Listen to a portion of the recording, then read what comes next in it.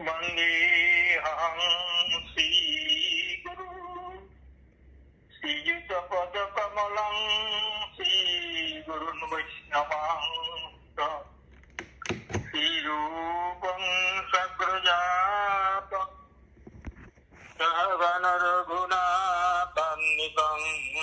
तं सजीव साद्वैतं सवधूतं परिजनसहितं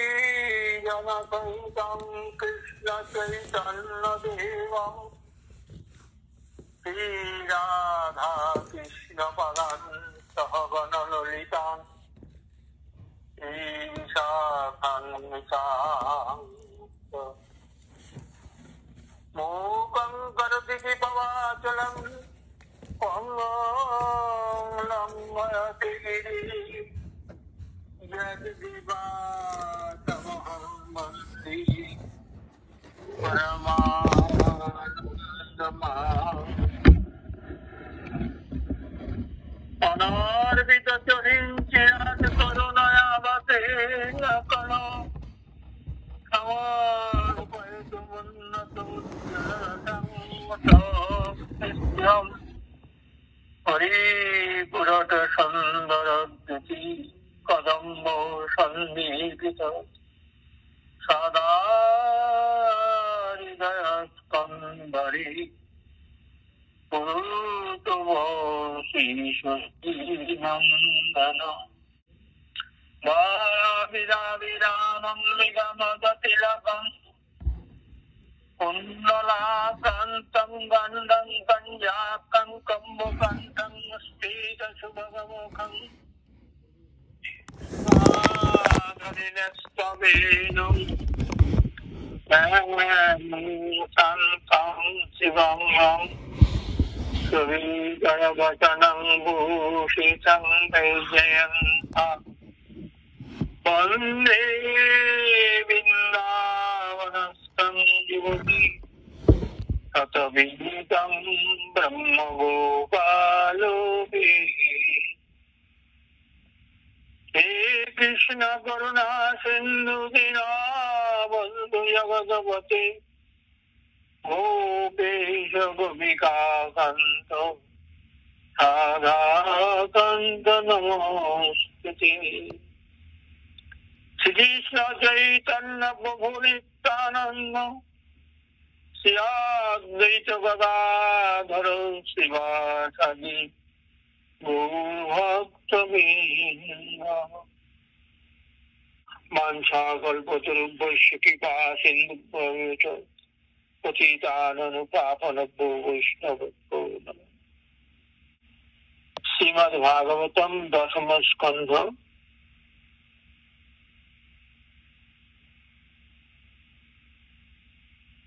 रामबंधन लीला।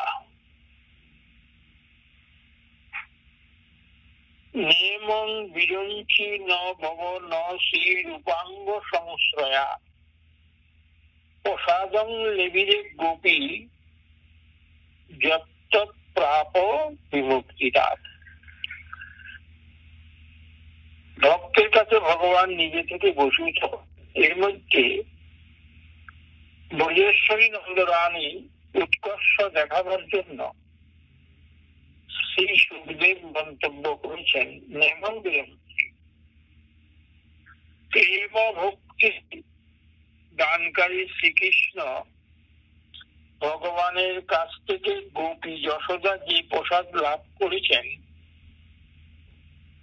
তা ব্রহ্মা পাননি, অভিন্ন তনু শঙ্করও পাননি, এমনকি অঙ্কশায়িনী লক্ষ্মী ঠাকুরানী পর্যন্ত পাননি। একই বাক্যে তিনটে ন পদ প্রয়োগ বোঝা গেল। সুখদেব ত্রিসত্য করে বলেছেন ন লিবিরে ন লিবিরে ন লিবি। মহারাজ পরীক্ষিতের প্রশ্নের উত্তরে সুখদেব যে আপাতভাবে ঝরা দ্রোণের প্রসঙ্গ বলেছিলেন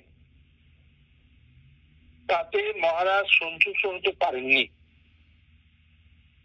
সুখদেব সেটি বুঝতে পেরে নিজের গরজে এই দামবন্ধন লীলা প্রসঙ্গে আরম্ভ করেছেন।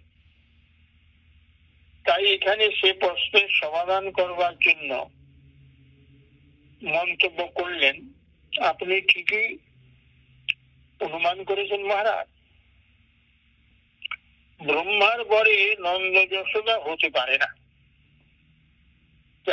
তা যদি হতো তাহলে ব্রহ্মা যে প্রসাদ লাভ করতে পারেননি সে প্রসাদ গোপী যশোদা লাভ কেমন করে করেন? গোপী যশোদা লাভ করেন কেমন করে? এই মন্তব্য শুনে মহারাজ পরীক্ষিতের চিত্ত প্রসন্ন হয়েছে। এইবার এর আগে মনটা খারাপ ছিল। মা যশোমতীর কাছে প্রেমের বন্ধনে গোপাল ধরা দিয়েছেন। প্রেম, পর্যাপ্ত পরিমাণে প্রেম না থাকলে হবে না। আর কারো কাছে ভগবান এমনকি বাধা পড়েননি। মা গোপালকে বেঁধে দিয়ে বললেন, শক্তি যদি প্রত্যয়তাং কুরু চৈত্যমন্নত, নে কেমন জব্দ করেছি এখন তোকে, এখন যা পরে ঘরে চুরি কর দেখি কেমন ক্ষমতা তোর। এবার তো বেরিয়েছি উজু করে। সুখদেব বলছেন, মহারাজ এই যে গোপিকানন্দন শ্রী গোপী জনবল্লভ, একে কিন্তু সহজে পাওয়া যায় না। এ ভগবান অনায়াসে মেলে না। দেহ থেকে দেহি আত্মা যে পৃথক, এই জ্ঞান যাদের হয়নি তারা তো পেতেই পারে না। এমনকি যারা আত্মারা মুনি, অর্থাৎ যারা দেহ থেকে আত্মাকে পৃথক করে জেনেছেন, তাদের পক্ষে এই ভগবান পাওয়া দুর্লভ। কিন্তু রাগানুগা মার্গে ভক্তিমান যারা, তাদের পক্ষে সুলভ। একমাত্র রাগানুগা ভক্তি বোজগোপী ছাড়া কোথাও নেই। বলছেন, গোপীজন বল্লভকে পেতে হলে গোপী আনুগত্য ছাড়া পাওয়া উপায়ই নাই। এমনকি বৈকুণ্ঠের অধীশ্বরী লক্ষ্মী ঠাকুরানী তার ঈশ্বরী অভিমান ত্যাগ করে বৌজের গোয়ালিনীদের আনুগত্য করতে পারেননি বলে তার পক্ষেও গোপীজন বল্লভের চরণ রজ পাওয়া সম্ভব হয়নি। আরে এরা গোয়ালার জাত, এদের আমি আনুগত্য হবো, ওদের চরণ ধরবো, ওদের চরণ আমি ধরবো না। এই যে অভিমান, লক্ষ্মীটা কোনো পায়নি, এখনো বেলবনে বসে আছে। ব্রজবাসী গোবিন্দ প্রীতি স্বাভাবিক। ব্রজবাসীদের এরই নাম রাগাত্মিকা ভক্তি। আর ব্রজবাসীর আনুগত্যে তার অনুকরণে যে গোবিন্দ ভালোবাসা, তার নাম রাগানুগা ভক্তি।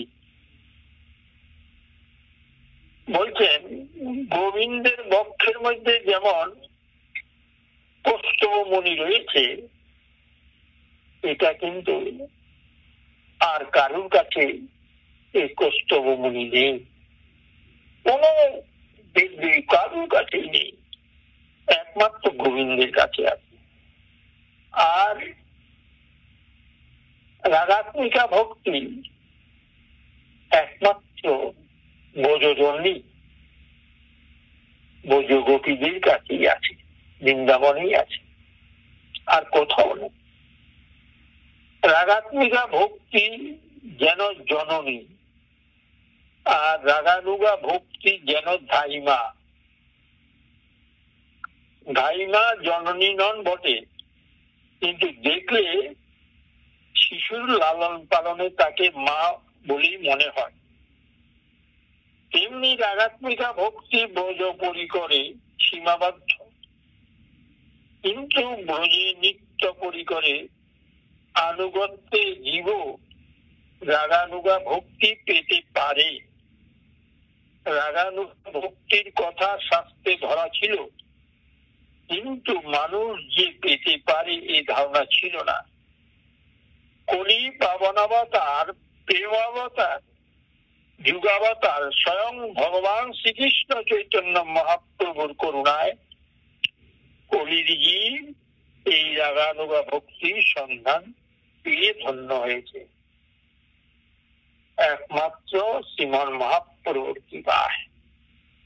মা তো গোপালকে ভারী উদ্গলটির সঙ্গে বেঁধে দিয়ে নিশ্চিন্তে ঘরে কাজ করতে গেছেন।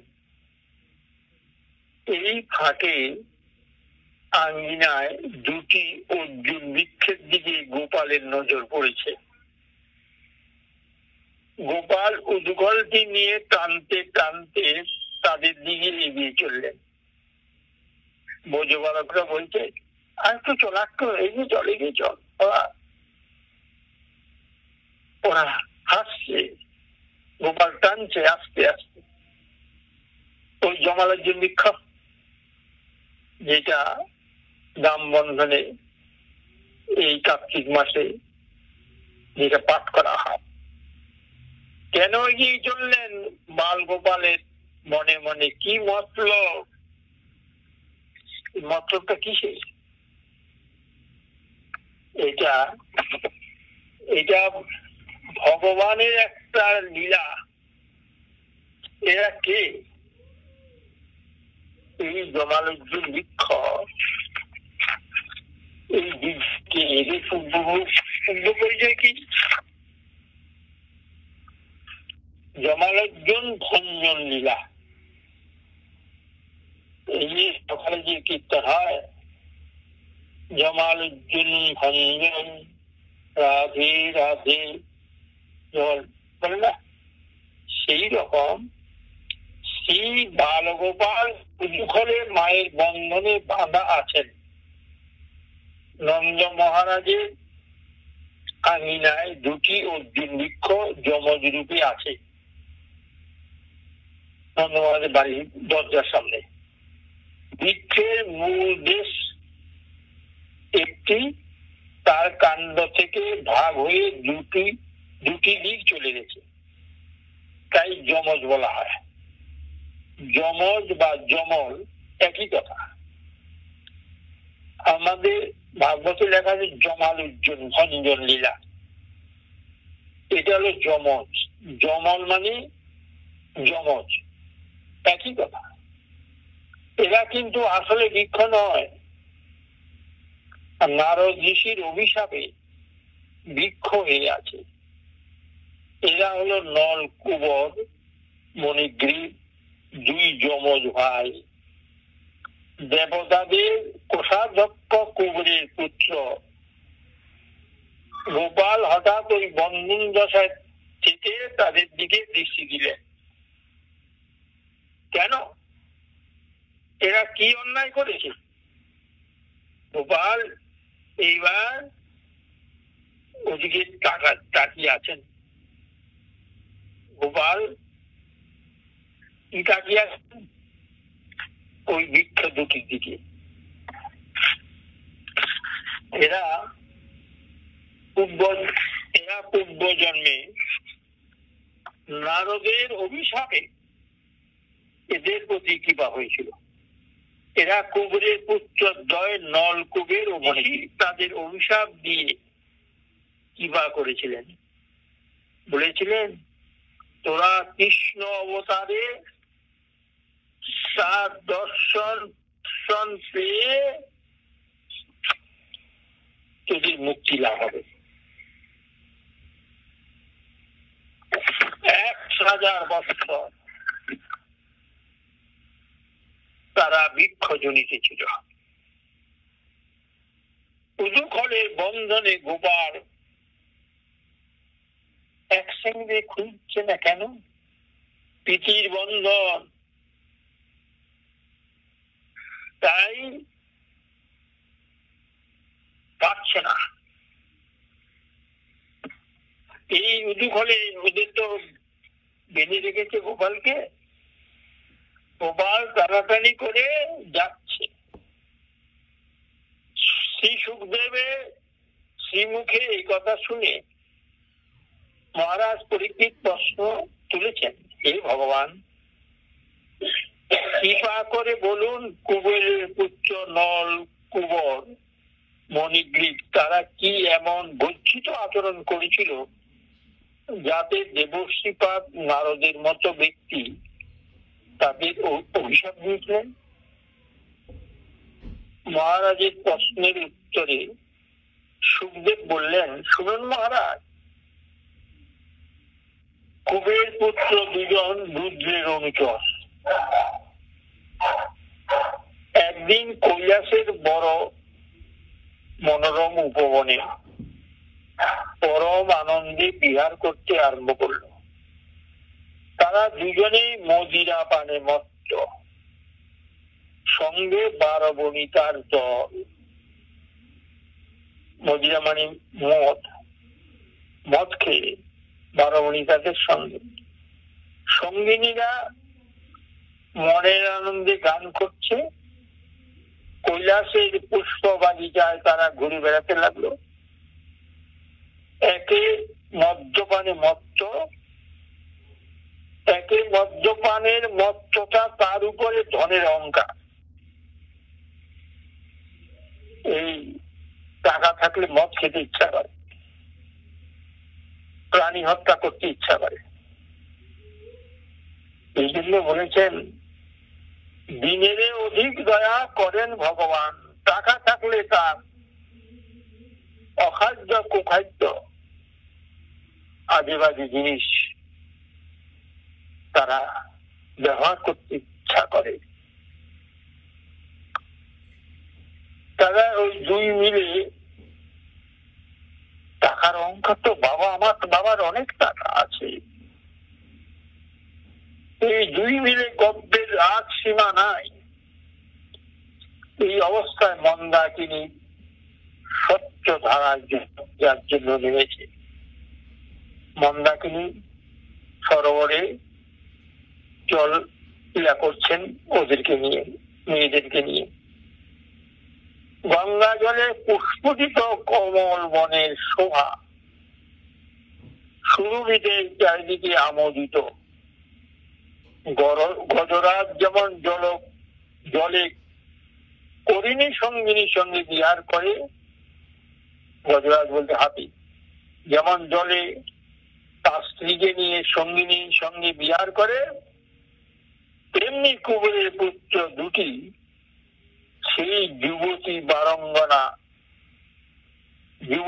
বারাঙ্গনা নিয়ে মহা উন্মত।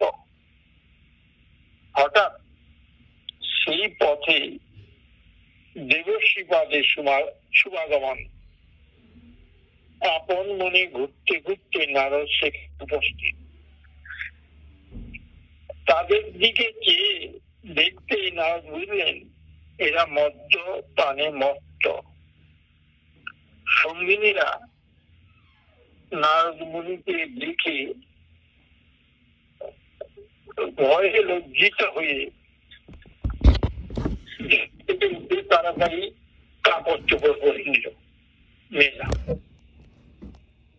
কিন্তু কুবেরের পুত্র দুটি এমনই উন্মাদনা যে সেদিকে বিন্দুমাত্র ভূক্ষেপ নাই। তারা যে উলঙ্গ অবস্থায় আছে খেয়ালই নেই। মদ্যপান তো মদে বিভোর, দিগম্বর অবস্থাতেই তারা থেকে গেল। মনের ভাবটা তাদের এই যে একটা বিটলে বামন বই তো নয়। নারদ ঋষি যাচ্ছে তো বলে বিটলে বামন।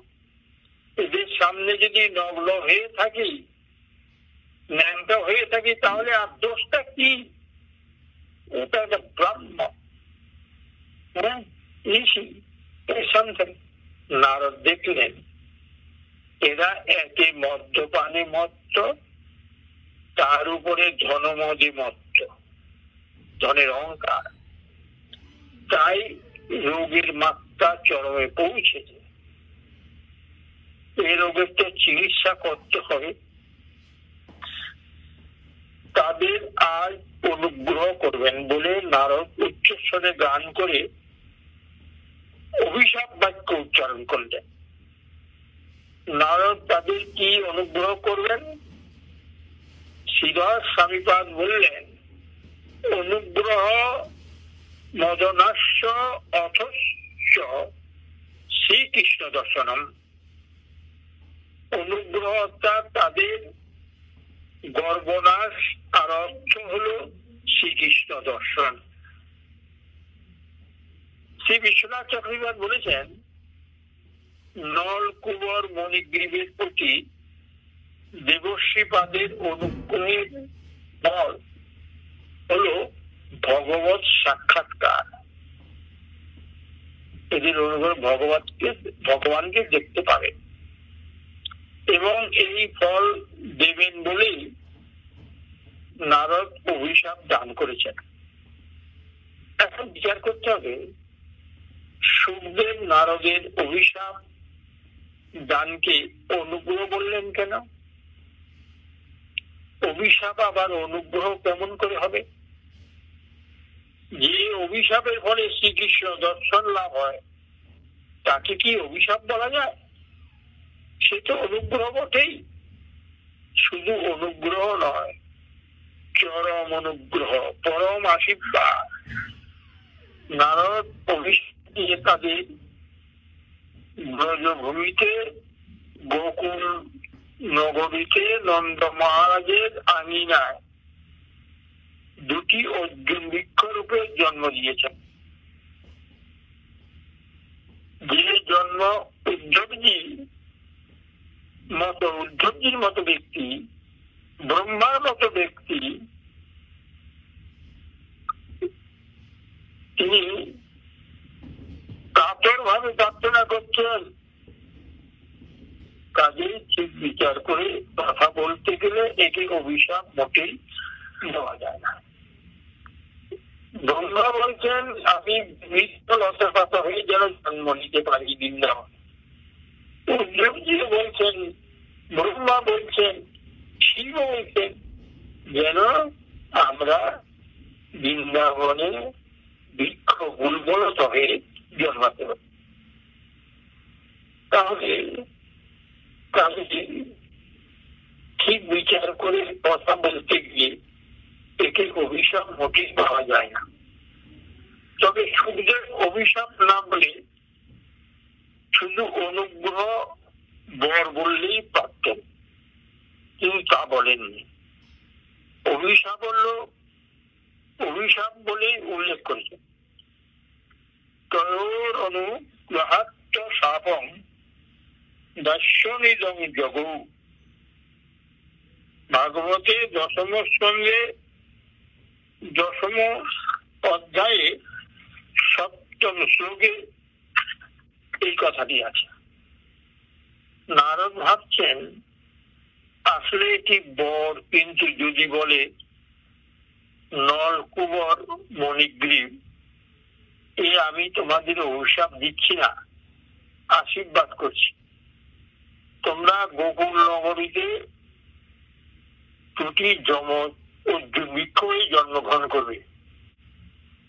এই বৃক্ষ জন্ম তো খুব কষ্টকর, কত ঝড় বৃষ্টি, কত বড় অভিশাপ।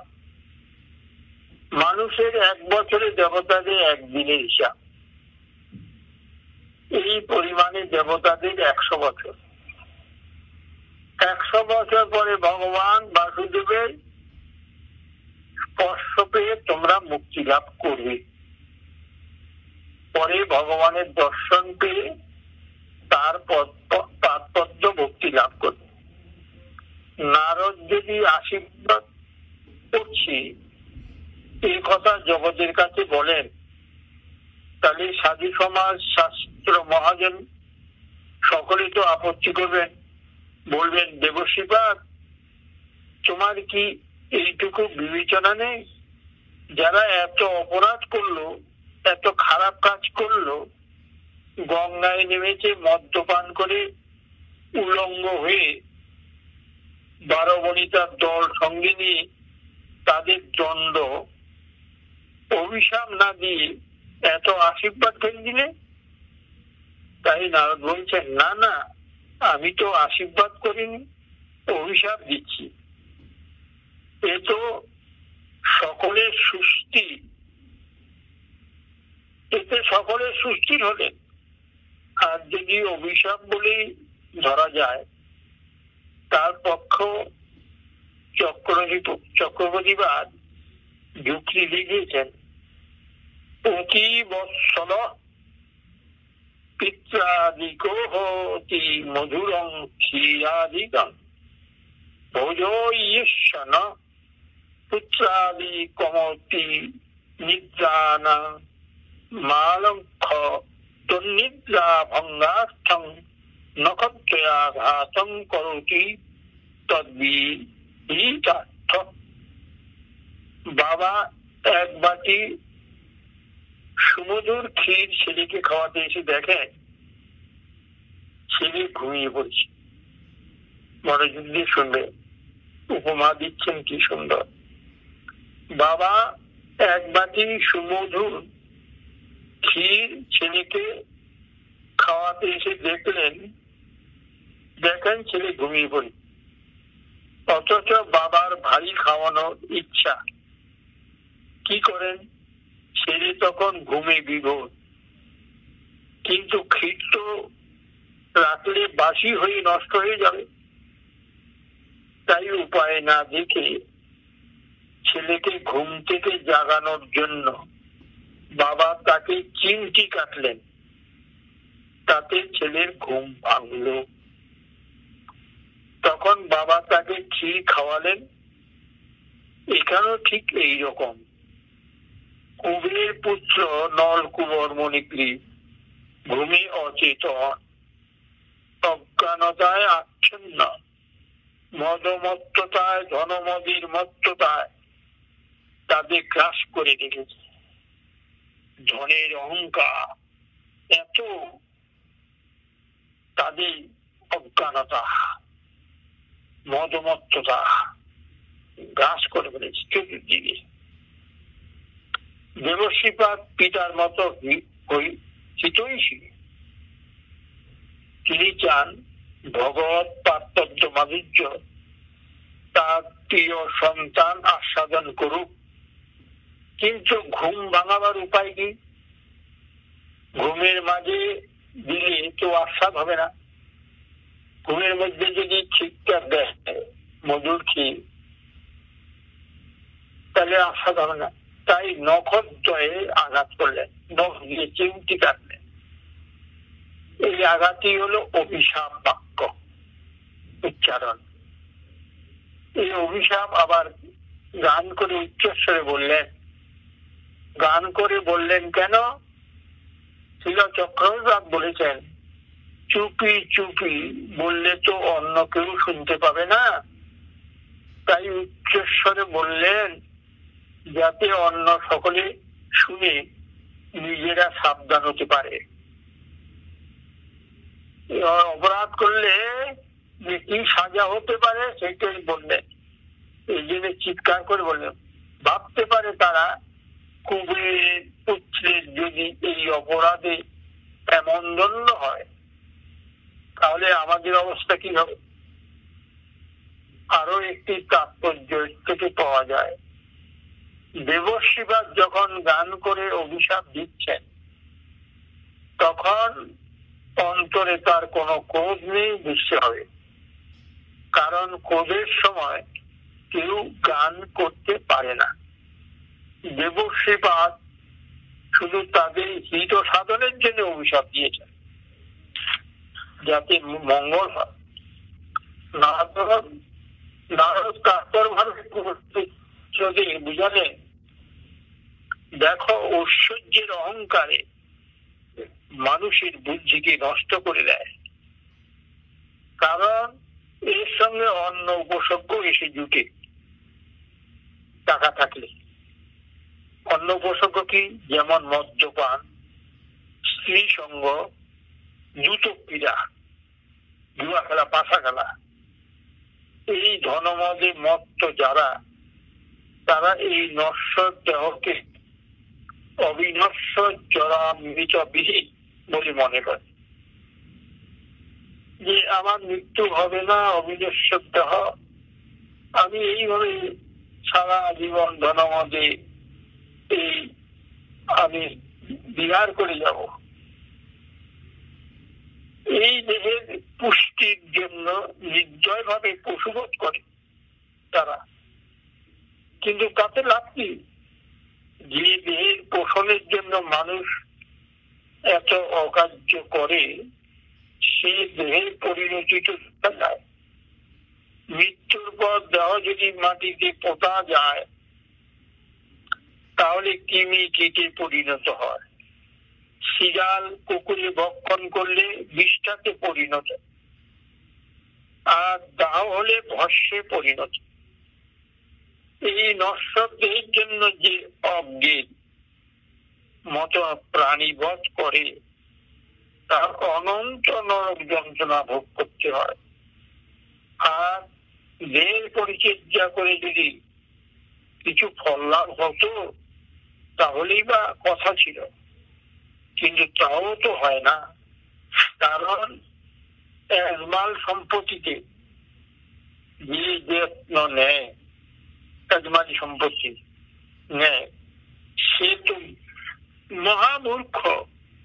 মানুষের দেহ হলো সাধারণ সম্পত্তি। যিনি অন্নদাতা, তিনি বলবেন দেহ আমার। পিতা দেহের জন্মদাতা, তিনি বলবেন এই দেহ আমার। জননী গর্ভধারিণী, যা রক্ত রসে দেহ পুষ্টি লাভ করে, তিনি বলবেন এই দেহ আমার। মাতামহ বলবেন আমার কন্যার গর্ভে জন্ম, সুতরাং এই দেহে আমার অধিকার। আগেকার দিনে কীটদাস প্রথা ছিল, যে কিনে নিয়েছে সে বলবে আমার দেহ। বলবান ব্যক্তি দুর্বলের উপর আধিপত্য বিস্তার করে বলে এই দেহ আমার। আগুনে পোড়ালে অগ্নিও বলতে পারে এই দেহ আমার। আর শিয়াল কুকুরে ভক্ষণ হলে তারাও বলবে এই দেহ আমার। সুতরাং কে এমন মুখ্য আছে যে এই দেহকে আত্মবুদ্ধি করে? মহাজন মানুষের চেতনা ফেরাবার জন্য কতভাবে সাবধান করেছেন। তাই বলেছেন আত্মিকা ব্যাধি যত বেরিয়া আছে কত, জানি কখন কেবা নাসে, এই আমি আমার বলি নিজ প্রভু পাশরি, সবন কিঙ্কর দেখি হাসে। যে দেহ আপন জ্ঞানে যত্ন কর রাত্রি দিনে, বসন ভূষণ কতবে পরমাত্মা ভগবান, যবে হবে অন্তর্ধান ভস্য কীর্তিমি হব। নাথ মনে মনে বিচার করলেন, এরা তো ধনমদে একেবারে অন্ধ হয়ে আছে, এই রোগের চিকিৎসা করতে হবে। অন্ধ হলে তার দৃষ্টি শক্তি আনবার জন্য যেমন সিদ্ধ অঞ্জন চোখে লাগাতে হয়, তেমনি ধনমদের মত্ত রূপ অন্ধতার চিকিৎসা হলো তাদের করে দেওয়া। ধনমদে যাদের টাকা বেশি আছে, তখন ভগবান দেখলেন এদের চিকিৎসা হলো ধৈর্য করে দেওয়া। এটি তাদের পক্ষে সিদ্ধ অঞ্জন। কারণ যে ধন নিয়ে গব্য, তাই যদি চলে যায়, তার গব্য কোথায় থাকবে? দরিদ্রের কোনো গব্য থাকে না। এই দরিদ্রের ফলে যে কষ্ট ভোগ তাদের করতে হয়, সেটি তাদের পক্ষে পরম তপস্যা। ক্ষুধায় হয়ে ইন্দ্রিয় বিষয় ভোগ না পেয়ে শুকিয়ে যায়, ফলে তাদের পরহিংসা বৃত্তি নষ্ট হয়ে যায়। জীবনে দরিদ্র হওয়া কিছু উপকারিতা। সমদর্শী সাধুগণ খুব সহজভাবে সংকোচে তাদের সঙ্গে মেলামেশা করতে পারে, বরং ধনীর সঙ্গ করতে তাদের সুখ হয়। কারণ ধনীর কাছে সাধু গেলে ধনী সম্ভবত ভাবেন সাধু আমার কাছে কিছু পাচ্ছে হয়েছে, কি চাইতে এসেছে। সাধুদের ধনীর সঙ্গে সহজভাবে মেশবার সুযোগ হয় না। সাধু দরিদ্রের বন্ধু।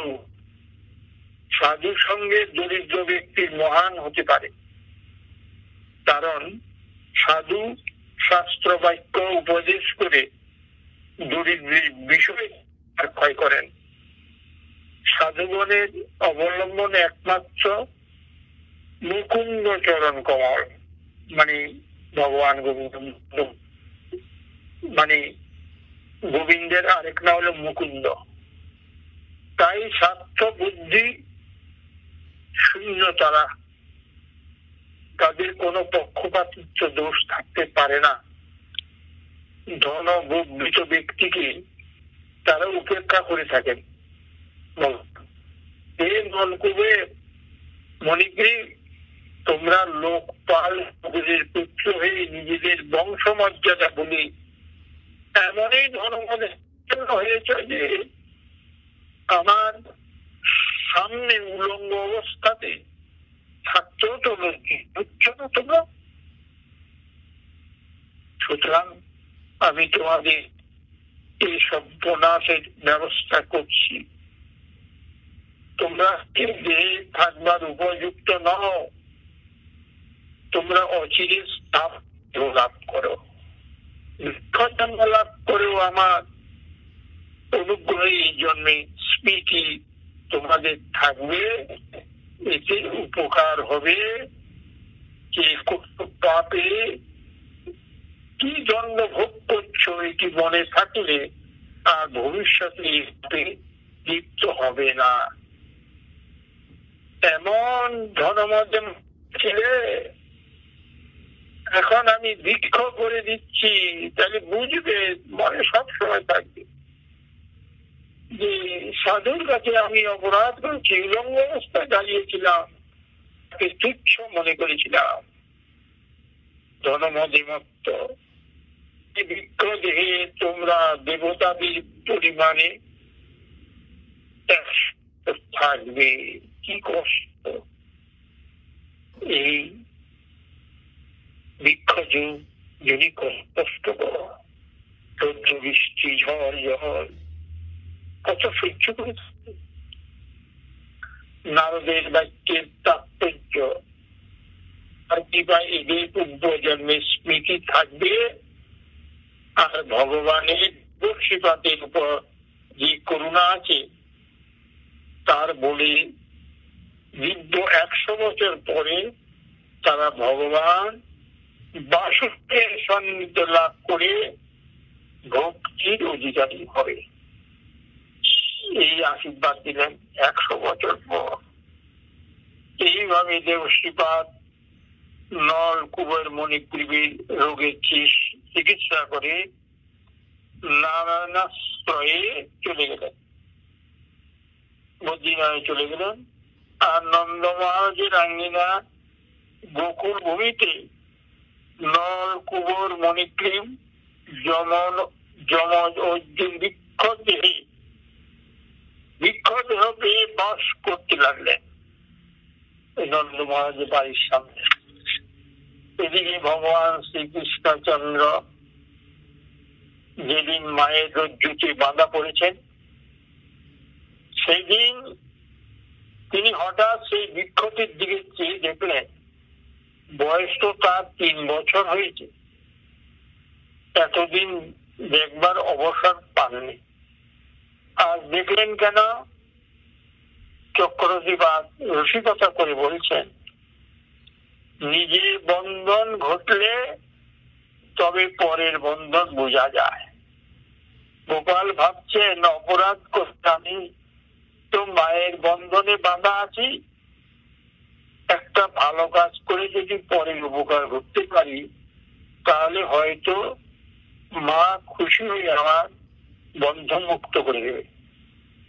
মায়ার বন্ধনে যে বাঁধা, সে অপরের বান্ধন খুলতে পারে? অপরের বান্ধন খুলতে পারে না। জীব মায়াবদ্ধ, তাই অপরকে মুক্তি দিতে পারে না। কিন্তু ভগবান আজ প্রেমের বন্ধনে বাধা পড়েছে, সুতরাং অপরকে মুক্তি দান করতে পারবেন। এই প্রেমের পরাকাষ্ঠা কলি পবন অবতার, প্রেমাবতার শ্রী শ্রী গৌরাঙ্গ সুন্দরের স্বরূপে শ্রী রাধার প্রেম ঋণে ঋণী হয়ে, তাই তো শ্রী গৌর সুন্দর অনন্ত কোটি কোটি জীবে মুক্তিদাতা হতে পেরেছেন। ভক্তের কাছে ভগবান একান্ত বশীভূত হয়ে থাকেন।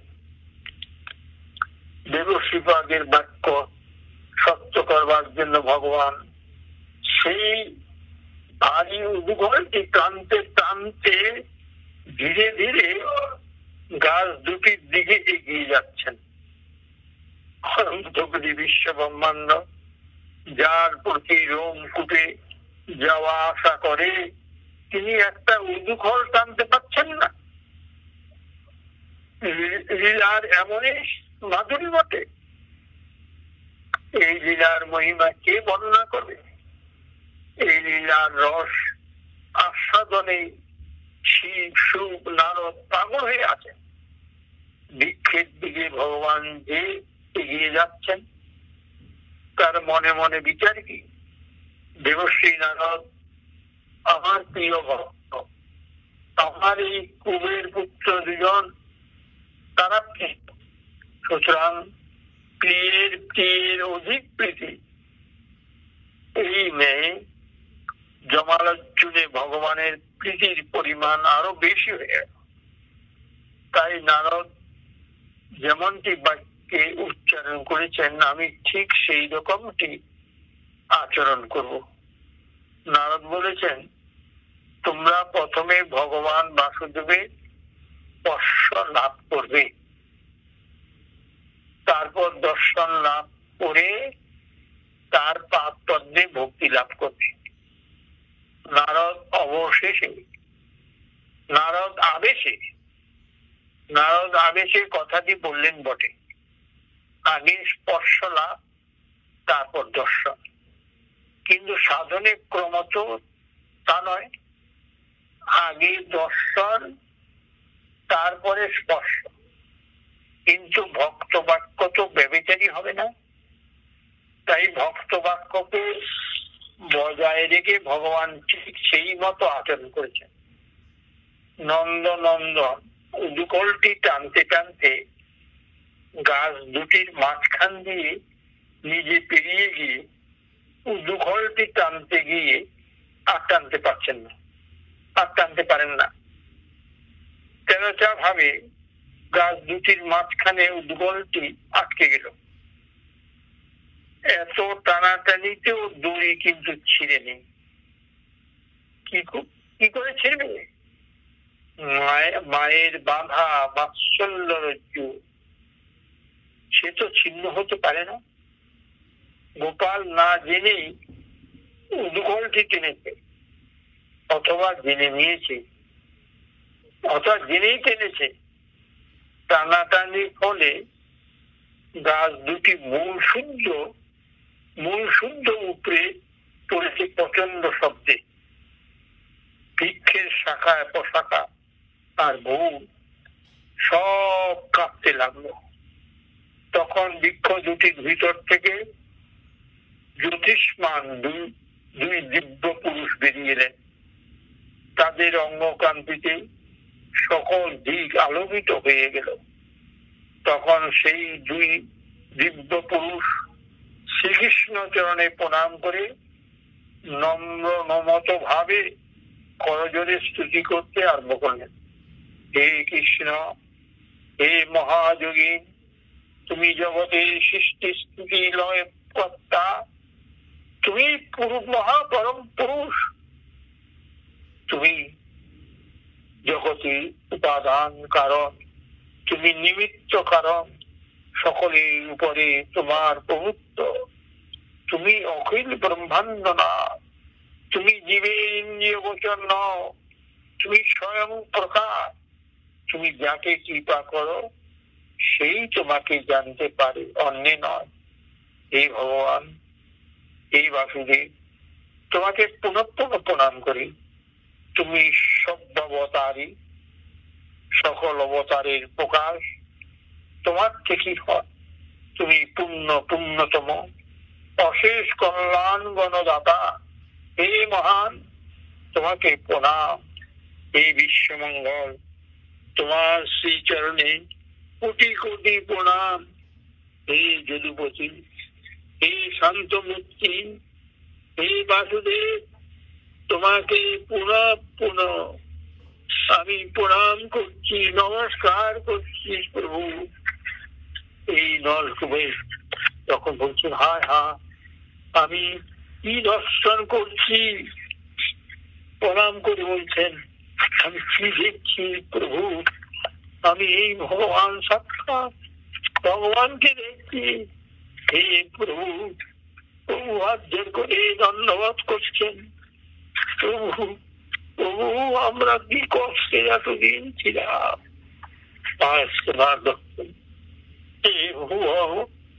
এই ভুবন আমাদের পরিচয় তোমার কাছে বলি। তোমার অনুচর কুবেরের পুত্র আমরা, আমাদের তোমার দাসানুদাস বলে কৃপা করে গ্রহণ করো। দেবশিবাদের পরম করুণায় আজ মহাভাগ্যে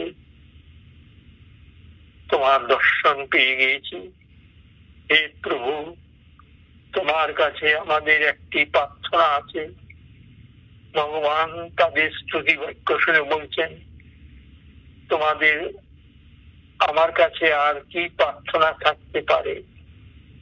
ঋষির কৃপায় তো তোমরা সব পেয়েছ, আমার দর্শন পর্যন্ত। তখন নলকূপের মণিগ্রীব বলছেন, প্রভু, একটা পেলে যেমন আরেকটা পাওয়ার জন্য লোভ জাগে, আমাদেরও সেই অবস্থা। দেবশ্রীপাদের কৃপায় সব পেয়েছি বটে, কিন্তু তোমার দর্শন পাওয়ার পর আরো কিছু পাওয়ার জন্য লোভ জাগে। ভগবান নিজ ভেসে বলছেন, বলো তোমাদের আর কি প্রার্থনা? তখন তারা একসঙ্গে করজোড়ে প্রার্থনা বাক্যটি উচ্চারণ করছেন। বাণী গুণানি কথনে সমন কথায়াং অষ্টৌচ কর্মসু মনস্তব পাদয়োন্ন স্মিতে স্মিতাং শিরস্তব নিবাস জগতপ নামে দৃষ্টি সদাং দর্শনে হস্ত ভবতু নাম।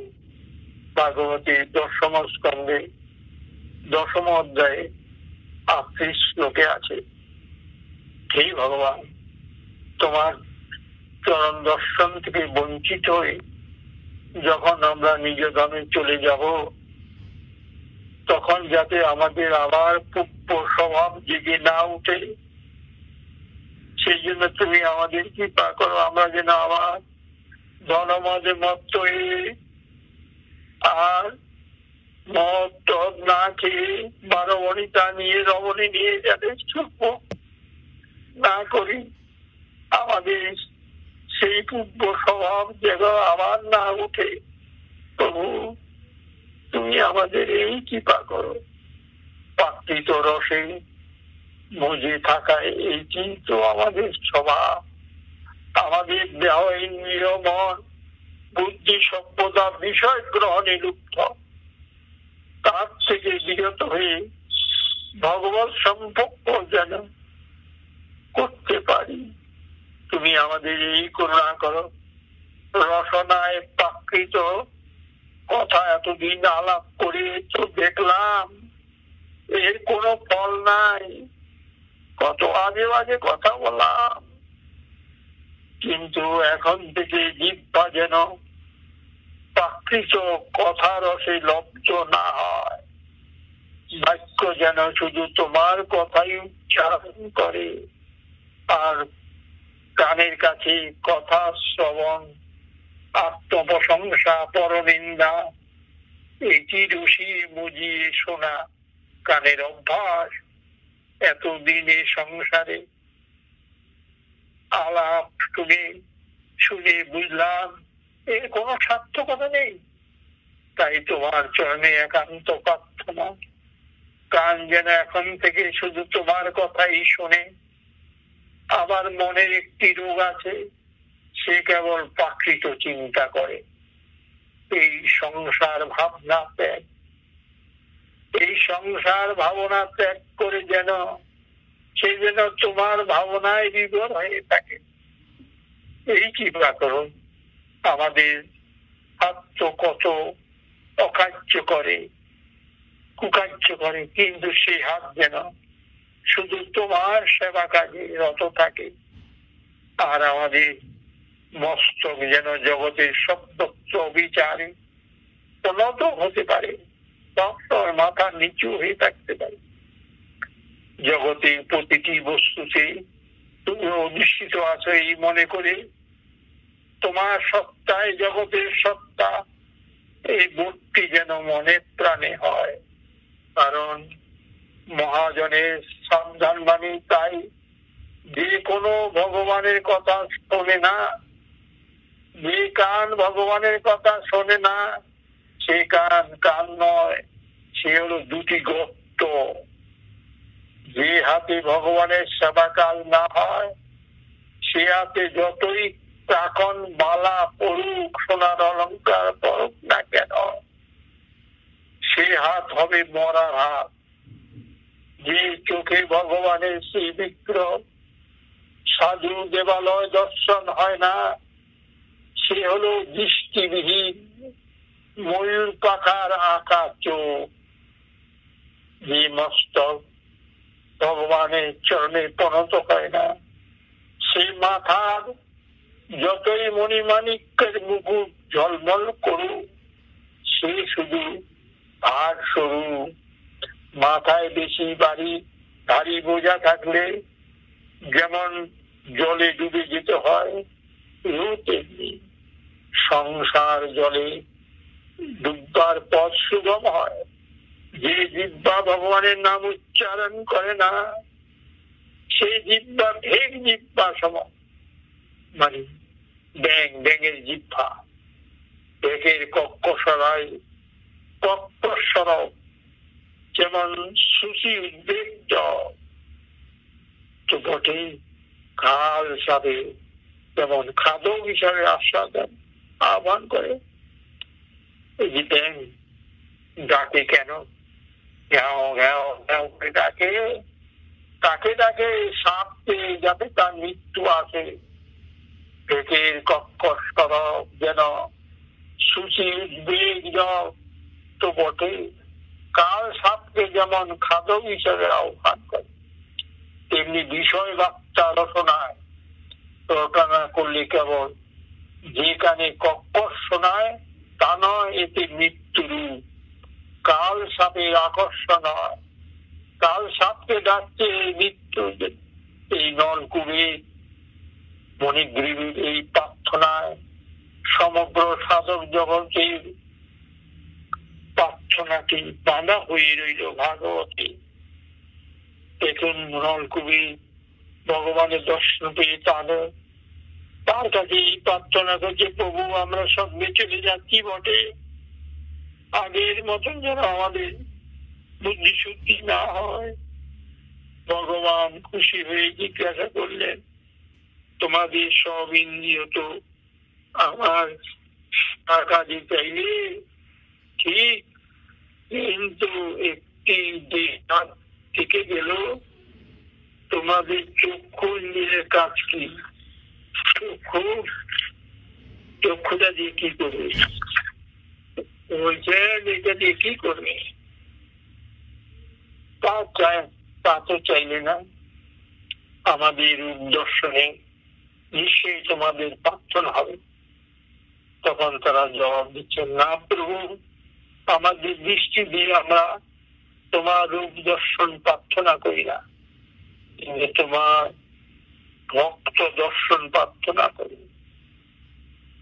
যাতে তোমার ভক্তদের আমি দর্শন করতে পারি। প্রভু, তোমাকে চাই না, তোমার ভক্ত যারা তোমার নাম গান গিয়ে বেড়াচ্ছেন তাদের চরণ তলে বসে যেন তোমার কোনো কথা শুনতে পারি। প্রভু, তোমাকে না পাই, কিন্তু আমি ভক্ত দর্শন যেন পাই।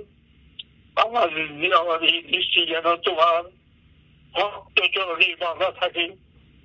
ভগবান একটু পরীক্ষা করবার জন্য জিজ্ঞাসা করছেন, কেন নলকূবর মণিগ্রীব এক যাত্রায় পৃথক ফল কেন? সব ইন্দ্রিয়কে আমার সেবা কাজে চাইলে আর চক্ষু ইন্দ্রিয়ের বেলায় তুই ভক্ত দর্শন কেন? তখন কুবের দনয় বললেন, হে বিশ্বাত্তম, এর কারণ বলি শোনো। প্রথম যখন আমরা তোমার ভক্ত দেবশ্রী পাত্রে দর্শন করেছিলাম, তখন আমাদের দৃষ্টিতে পুরুষতা ছিল, পাপ ছিল দৃষ্টিতে। একে তো ধনমাদের মত্ততা, তার উপর মদ্যপানের মত্ততা, এই দুই মিলে কাম কলুষ দৃষ্টিতে তোমার ভক্ত দর্শন করেছিলাম, কিন্তু তার ফল পেয়েছি তোমার পাপবদ্ধ দর্শন। এখন তোমার চরণ দর্শন লাভের পর আত্ম আমাদের দৃষ্টিতে কোনো খালি মানে এখন এই স্বচ্ছ সুন্দর দৃষ্টি দিয়ে যদি ভক্তি চরণ দর্শন ছাড়া তোমার দর্শন প্রার্থনা করি, তাহলে ভক্ত চরণে আমাদের অকৃতজ্ঞতা হবে। তাই তোমার শ্রীচরণে আমাদের কাতর মিনতি, আমাদের দৃষ্টি যেন শুধু তোমার ভক্তি চরণে নিবদ্ধ থাকে। নলকূবর মণিগ্রীব দুই ভাই এইভাবে ভগবানের স্তুতি করার পর মায়ের দাম বন্ধন বদ্ধ অবস্থায় শ্রী বাল গোপাল আস্তে আস্তে তাদের বললেন, দেবশ্রীপাদ, আমার প্রিয়তম ভক্ত যিনি তোমাদের এইরকম কৃপা করেছেন, এই খবর কিন্তু আমার অনেক আগেই থেকে জানা আছে। সাধু দর্শনে এটি ফল বটে। প্রকৃত সাধু যিনি হবেন, তার আপন পর শত্রু মিত্র ভেদ নাই, কারণ তারা আমাকেই তাদের চিত্তকে সম্পন করেছেন। সূর্য দর্শন মাত্রে যেমন নয়নের কালিমা সম্পূর্ণ দূষিত হয়, এমনি এইরকম সাধু দর্শনও ভববন্ধনকে নাশ করে। ভবন মানে সংসার নাশ করে। ভগবান তখন তাদের আদেশ করলেন, নলকূবর মণিগ্রীব, তোমরা আর এখানে বেশিক্ষণ থেকো না, কারণ এই ব্রজভূমি ব্রজ পরিকর কেউ যদি তোমাদের দেখে ফেলে তাহলে অসুবিধা হবে। তোমরা নিজের জায়গায় চলে যাও। তোমরা আমাকে যে প্রীতি লাভ করেছো তাতে তোমাদের আর কখনো সংসার কবলে পড়বার সম্ভাবনা নেই। ভগবানের এই বাক্য শুনে, বাক্য শুনবার পর কুবেরের পুত্র দুজন দাম বন্ধনে বাঁধা ভগবানকে প্রদক্ষিণ করলেন, পুনঃ প্রণাম করলেন। পরে তার অনুমতি নিয়ে উত্তর দিকে কৌগুরির দিকে যাত্রা করলেন, উত্তর দিকে চলে গেলেন, যাতে ব্রজবাসীরা কেউ না দেখে রাস্তাটা ভেঙে ফেলছে। নলকূপের মণিগ্রীব ভগবানের কাছে প্রার্থনা করেছিলেন, আমাদের শ্রবণেন্দ্রিয় যেন শুধু তোমার গুণগাথা শ্রবণ করে, আমাদের বাক্য যেন শুধু তোমার কথাই উচ্চারণ করে। ভগবান তাদের এই প্রার্থনা পূরণ করেছিলেন। এরাই নিত্য গোলক ধামে স্নিগ্ধকণ্ঠ মধুকণ্ঠ হয়ে জন্মগ্রহণ করেন নন্দ মহারাজের সভায়। এরাই গোপালের বাল্যলীলা গান করে প্রতিদিন নন্দ মহারাজকে শোনান। কখনো স্নিগ্ধকণ্ঠ প্রশ্ন করেন, মধুকণ্ঠ উত্তর দেন, কখনো বা মধুকণ্ঠ প্রশ্ন করেন, স্নিগ্ধকণ্ঠ উত্তর দেন। এরপরে সেই অর্জুন বৃক্ষ দুটির পতনের প্রচন্ড শব্দে চমকিত হয়ে নন্দ মহারাজ প্রভৃতি গোপেরা সেখানে ছুটে এসেছেন। বজ্র পতনের মতো শব্দে শঙ্কিত হয়ে কোনো কারণ নির্ণয় করতে না পেরে তারা কি করবেন বুঝে উঠতে পারছেন না, পারলেন না। অবশেষে নন্দ মহারাজ লক্ষ্য করলেন গোপালের কোটি দেশ সেই ভারী উলুখলটি সঙ্গে দড়ি দিয়ে বাঁধা। মনে মনে অবাক হয়ে ভাবছেন, এই কাজ কে করলো? এত বড় সাহস কার হলো? এ নিশ্চয় নন্দরানীর কাজ, সে ছাড়া এই কাজ কারোর পক্ষে সম্ভব নয়। আর এই অর্জুন বৃক্ষ দুটিকে মূল শুদ্ধ উপরে ফেললো কে? গোপালকে ঘিরে তখন অনেক কুলি পাল এসে জুটেছে।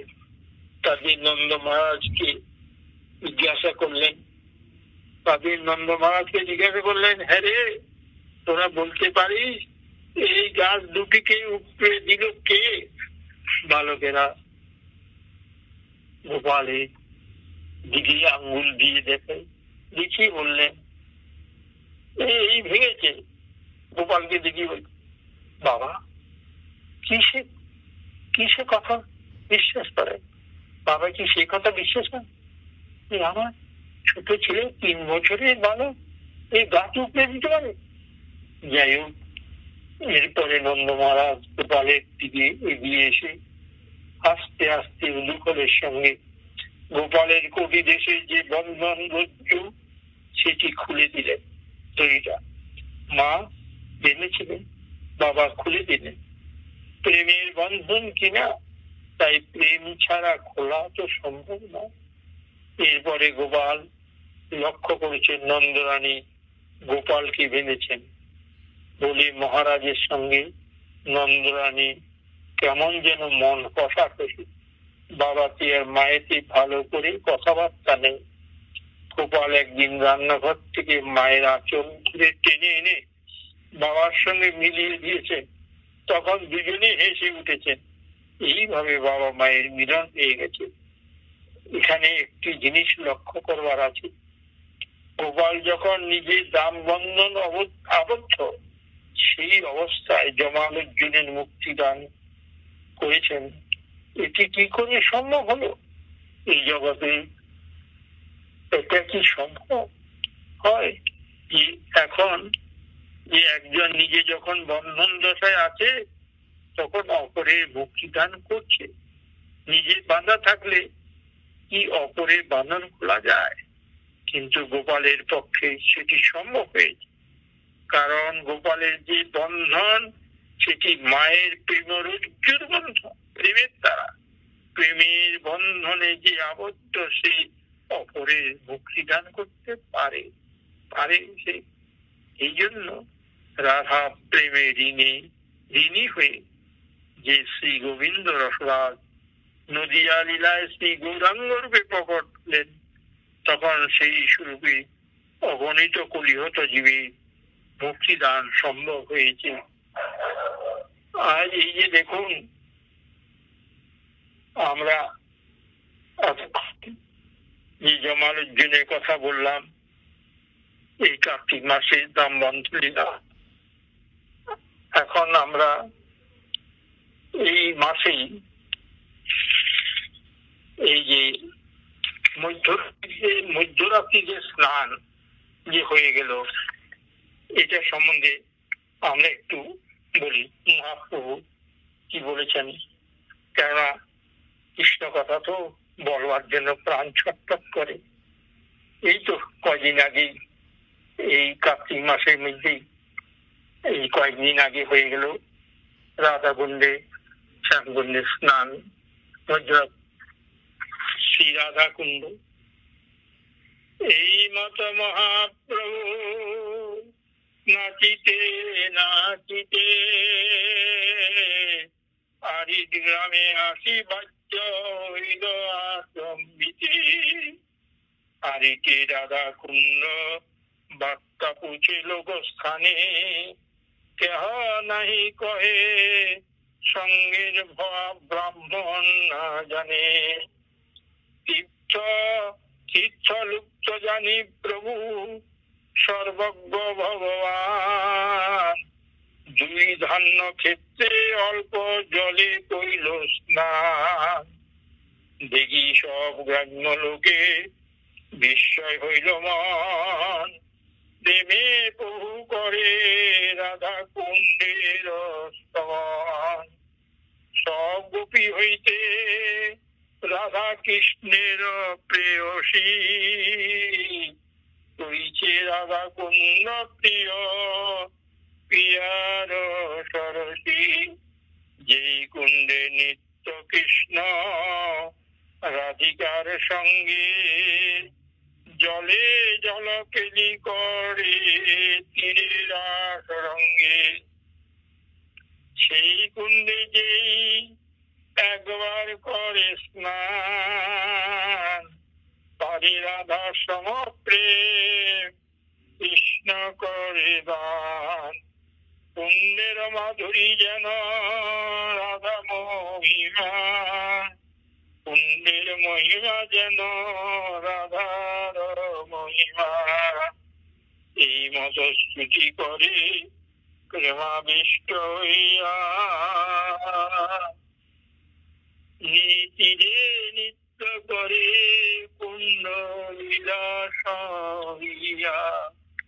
কুণ্ডের মৃত্তিকা লইয়া তিলক করিল ভট্টাচার্য, সেই মৃত্তিকা সঙ্গে কিছু লইল। চৈতন্য চৈতামিতি এই প্রয়াসটি, এটা চৈতন্য চৈতন্য দ্বাদশ খণ্ডে 18 শ্লোকে আছে। এই শ্রী ব্রজ বন্ডল ভূমি মণি মুকুটমণি, রাধাকুণ্ড শ্যামকুণ্ড ব্রজের মুকুটমণি শ্রী শ্রী গোবর্ধন গিরিরাজের উপকণ্ঠে বিরাজিত শ্রী রাধাকুণ্ড। শ্রী গৌরাঙ্গের প্রিয় পার্শ্বদ শ্রীপাদ রঘুনাথ দাস গোস্বামী প্রভু জীবাতু এই শ্রী রাধাকুণ্ড, আমাদের বাঙালি সন্তান। এই নবদ্বীপে তিনি থাকতেন। এই দেখুন, প্রাচীনকালে, আজ থেকে 5000 বছর আগে, প্রাচীনকালে এই স্থানের নাম ছিল আরিদ গ্রাম। এই স্থানে ব্রজরাজ নন্দন শ্রী শ্যামসুন্দর অষ্টাসুরকে বধ করেন। সেই বিশ্বরূপ ধারণ করে শ্রীকৃষ্ণকে আক্রমণ করে, বিশ্বরূপ মানে ষাঁড়, গরু, ষাঁড় রূপে শ্রীকৃষ্ণ আক্রমণ করলে তিনি তাকে হত্যা করেন। ফলে ব্রজবালাগণ অভিযোগ করায় প্রায়শ্চিত্ত স্বরূপ সভ্য চিত্তে স্নান বিধান করেন। গোবিন্দকে পৃথিবী বলছেন, তুমি সারা পৃথিবীতে যত তীর্থস্থান আছে সব তীর্থে স্নান করে তবে তুমি আমাদের কাছে আসবে। কেন তুমি গো হত্যা করেছো? কেন? বলে আমি তো গো হত্যা করিনি, আমি তো ওষুধ হত্যা করেছি, কংস পাঠিয়েছিল। বলে না, ও তো বিষ ছিল, গরু ছিল। বলছে ইন্দ্র যদি ব্রাহ্মণ হত্যা করতে পারে ওষুধে, তাহলে তার যদি শাস্তি হয়, তোমার শাস্তি হবে না কেন? তুমি সব তীর্থে স্নান করে আসো। তখন শ্রী গোবিন্দ কি করলেন? পৃথিবীতে বাম পাঞ্চি গোড়ালি দিয়ে, বাম গোড়ালি দিয়ে, পায়ের গোড়ালি দিয়ে আঘাত করে জল বাহির করেন। তাতে ব্রজদেবীরা সন্ধিয়ান হলে তীর্থ সকল নিজ নিজ মূর্তি ধারণ করে উভয়কে বন্দনা করে পুনঃ সেই স্থানে প্রবেশ করে। ওই যখন একটা সরোবর তৈরি করলো পায়ের গোড়ালি দিয়ে, তখন শ্যামকুণ্ড হলো। আর সব তীর্থ কেটে গেল, যমুনা, কাবেরী, নর্মদা, গঙ্গা, সব তীর্থ যত ছিল সব বললো তোমরা এসে এই কুণ্ডে স্নান করো। তাহলে শ্রী গোবিন্দ তাতে স্নান করেন। সুন্দর মনোরম একটি সরোবর প্রকট হলো। তা দেখেই ঈর্ষা হলো ব্রজের রামাগণের, গোপীদের হিংসা। সকলে নিজের হাতের কঙ্কন দিয়ে সুন্দর একটি কুণ্ড নির্মাণ করলেন সরোবরের নিকট, কঙ্কনজি ওই শ্যামকুণ্ডের পাশে চুরি দিয়ে, এবং সকলে মিলে মানস গঙ্গা থেকে পবিত্র জল কলস ভরে এনে নিজেদের সরোবর পূর্ণ করতে ইচ্ছা করলেন। মানস গঙ্গাটা হলো ওই গোবর্ধনে পর্বতের কাছে।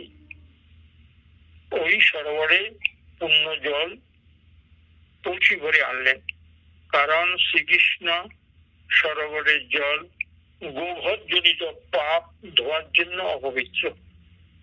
গোবধের জন্য এটা অপবিত্র জল, এটা চান করবে না। রসিক শিরোমণি শ্রী শ্যামসুন্দরের আদেশে চিত্ত সকল শ্রী বিষমানন্দিনীর চরণ ধরে প্রার্থনা করল, করুণাময়ী শ্রী রাধারানী কৃপা করে তীর্থদিগকে নিজ সরোবরে স্থান দেন। সব তীর্থগুলিকে যারা এনেছিলেন শ্যামসুন্দর, তাদের রাধারানী কৃপা করে তার ওই রাধা কুণ্ডে মধ্যে চান করালেন। এবং উভয় কুণ্ডের মধ্যস্থলে মনোরম সেতু নির্মাণ করেন। একটা সেতু তৈরি রাখে রাধা কুণ্ডের শ্যামকুণ্ডের মাঝখানে। এই পরম শুভ মুহূর্তটি হলো কার্তিক মাসে কৃষ্ণ অষ্টমীর মধ্যরাত্রি স্নান। লাখ লাখ লোকে স্নান করতে যায়। একে বহুলাষ্টমী, অভয়াষ্টমী, কুণ্ডাষ্টমী ইত্যাদি বলা হয়।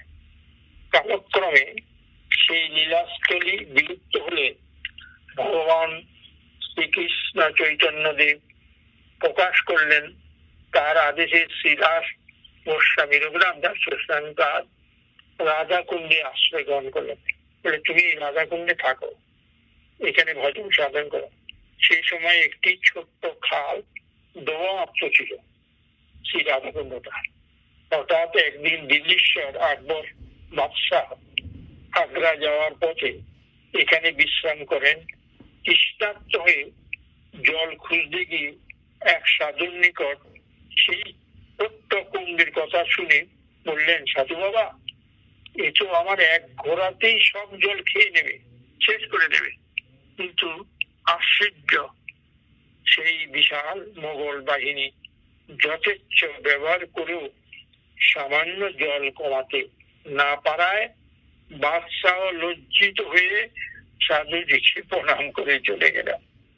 পরে কোন ধনী ভক্ত বদরিকাশ্রমে গিয়ে শ্রী নারায়ণের হত্যা ধন্না দিয়ে শ্রী নারায়ণ তাকে আদেশ করেন, ওহে ভক্তবর, তুমি আমার আদেশে ব্রজমণ্ডলে শ্রী গোবর্ধনের নিকট রঘুনাথ, শ্রী রঘুনাথ দাস নামে একজন বৈষ্ণব আছে, তার সেবা করলে আমি প্রসন্ন হব এবং তোমার অভীষ্ট লাভ হবে।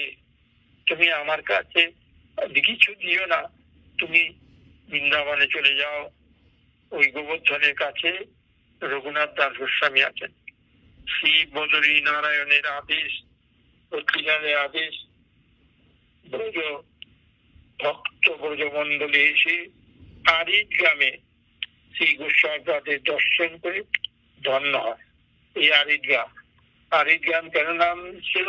পরিশ্বর সুখে বধ করেছিল তো, সেই জন্য ওই জায়গাটা সেই থেকে নাম হলো আরিদ গ্রাম। এবং নারায়ণের আদেশে নিবেদন করলেন, বিরক্ত শিরোমণি শ্রী রঘুনাথ দাস গোস্বামী প্রভুর প্রেরণায় মনে করে ভবিষ্যৎ ভক্তের প্রতি দয়া পরবশ রঘুনাথ গোস্বামী বললেন, সেই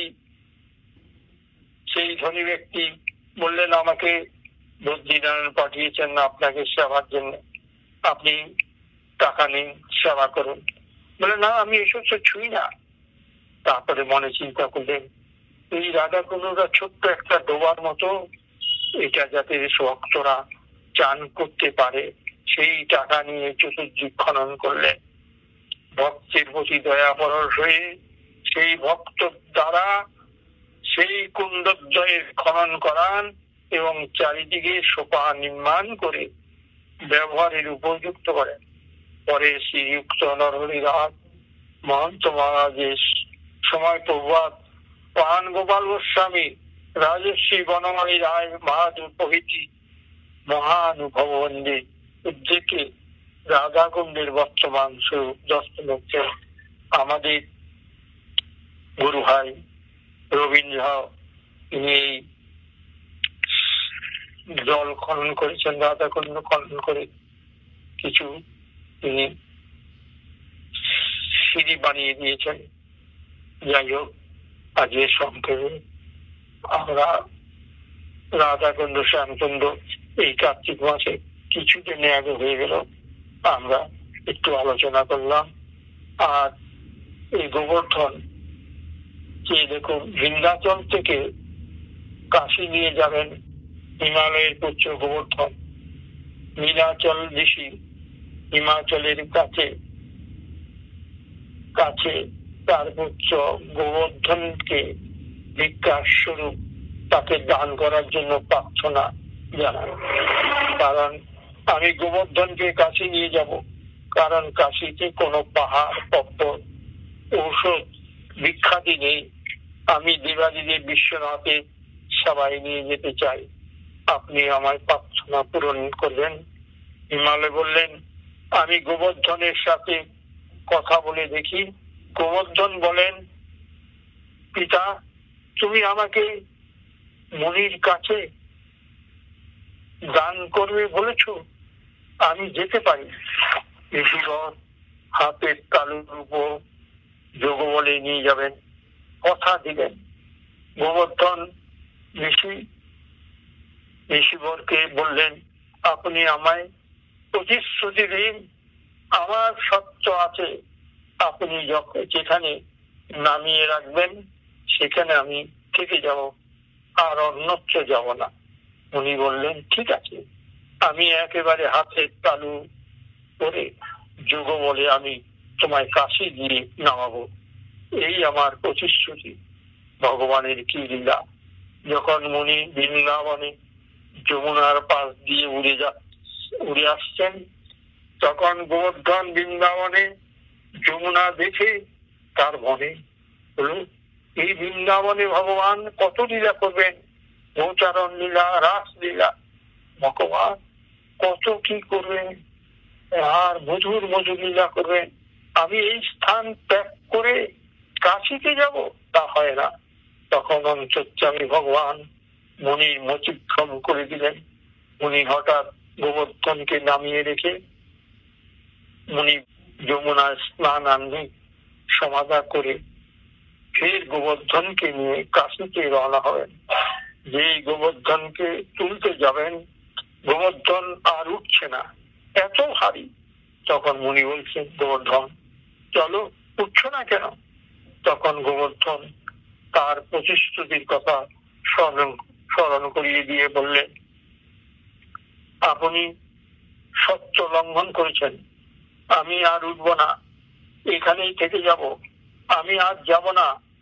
তখন উনি অভিশাপ দিলেন, আমি বলে ফেলেছি, আমি তো ভুলে গেছি।